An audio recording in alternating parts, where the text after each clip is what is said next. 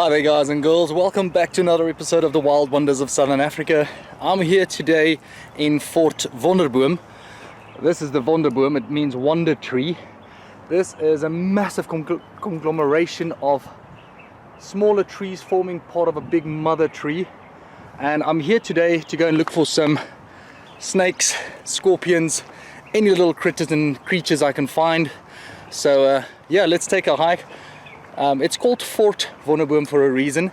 During the Anglo-Boer War, there was a fort built on top of the mountain here, and we're going to take a hike up, see if we can get to show you guys what it looks like. But yeah, let's have a look, let's see what we can get.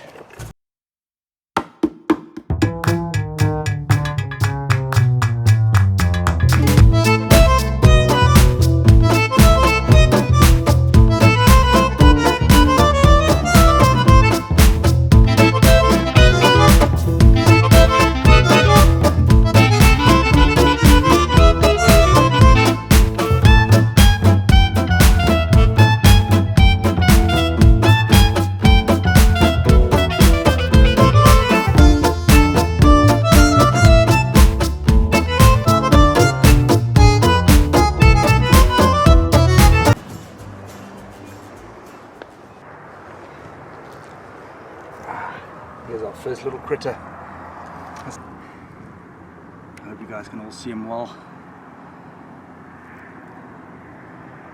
Quite tame. Yeah, first little critter.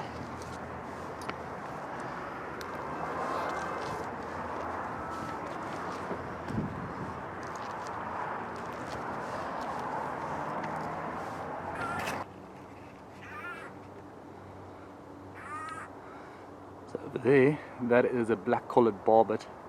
The light is horrible. Let's see if I can get closer. Oh, there he goes. I'll insert a picture of what this bird looked like, but you could have hear it, right? Whew. This is as tough as it gets to climb a mountain.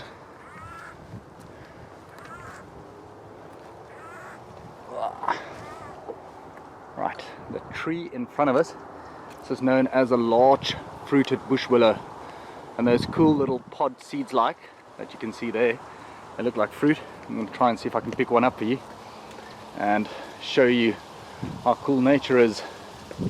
There's one here on the ground. Okay, so inside here, this is the fruit basically, and inside the fruit you have the tiny little seeds. Now what happens is this whole pod falls down, and these wings, they're called wings, are like paper. So when the wind blows, it rolls and it gets dispersed all over the place. And the casing, the pod itself, gets blown into a corner. More sand and things gets blown over that, and that's how they get planted, and that's how the little seeds then get dispersed into other areas.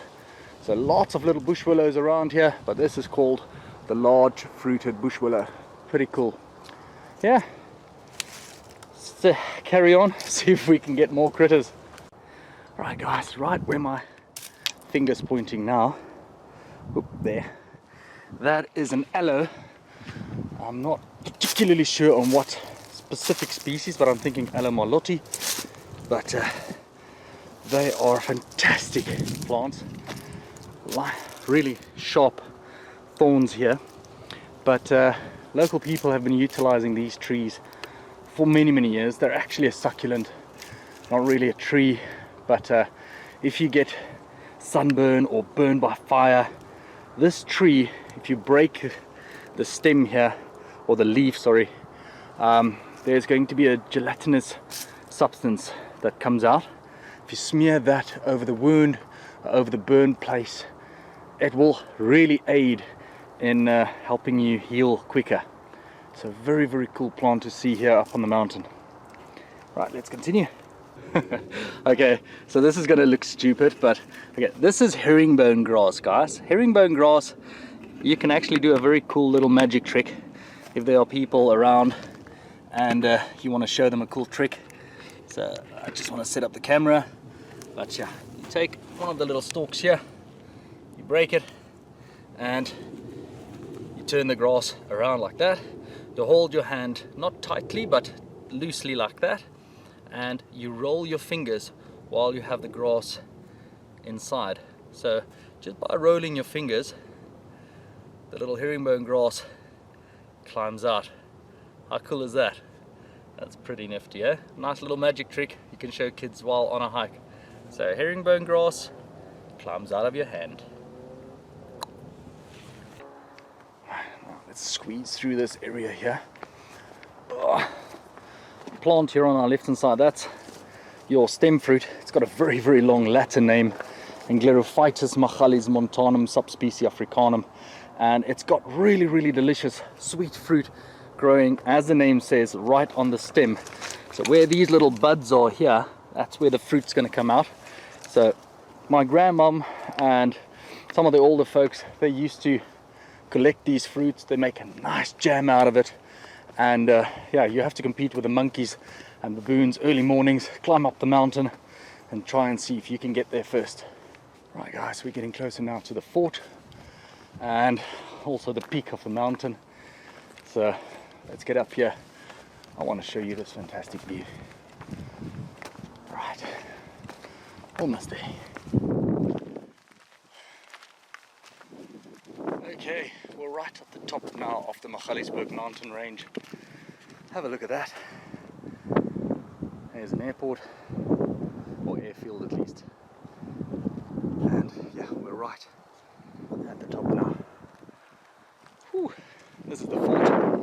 This was built in 1899, if I'm not mistaken, to safeguard the president and the city, the capital. That's Pretoria, our capital.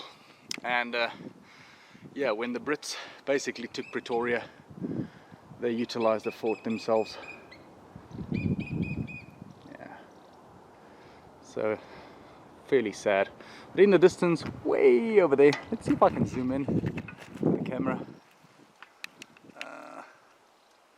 There's the city, and even further, whoop, there's the Voortrekker ornament, and just to the left of that you find another fort. Oops. Okay, let's zoom out again. Okay, just to the left of that you find another fort, Fort Skanskop and Fort Klapperkop, and then whoa, way that way there's another fort. So there were 4 forts that were built to safeguard the city. Well, let's continue. Alright guys, look at that view. That's fantastic. I found some cool little plants here as well that I want to show you guys. Okay, this is, I'm not too clued up on my succulents, so, but this is a very, very cool succulent. Right over here, this is called baboon tail. Now, some of the local people have utilized these very, very cool looking plants as like candles. What they'll do is they'll break the plant over here. It's very, very fibrous. They'll dip it in animal fat, and once you light that, it's going to burn for a couple of days. So very, very cool. Oh wow, okay, right over here there's another little aloe, but it's a tiny little mountain aloe. But yeah, let's try and see if we can find some critters. We're up here for critters, guys, so let's try and see if we can find some. Oh, guys, I got another little critter here, and this time it's a little scorpion. I'm not sure about the name of this guy, but what I'll do is, I've got my little white box here. I'm going to take a couple of photographs and I'm going to insert them now, and then you guys can see what the name is. I'll try and find out what the name is now for you guys. Alright guys, I'm not sure if you can see that. There's another little scorpion. I'm also going to take a couple of quick photos and yeah, let him go here again. But, oh, there he goes. Doubt if I'm going to get him sit still for a photograph, but okay, I'm going to try. I can't believe it. There's a tiny, tiny little scorpion here. See if I can zoom in, show you guys. Look at that little thing. Right, I'm going to try and catch it and see if I can get some photos. But all of the scorpions that I got so far, they look like they might be of the family Europlectus, but I am not sure. But anyway, I'm going to get some expert answers and give you guys the right names. Underneath this rock there's another one, another scorpion. Ah, there he is. Whoa, it's a nice one. Look at that. I'm just gonna show you. Oh, beautiful. Okay, I'm gonna try and get this one as well, but that's like the fourth or fifth one already.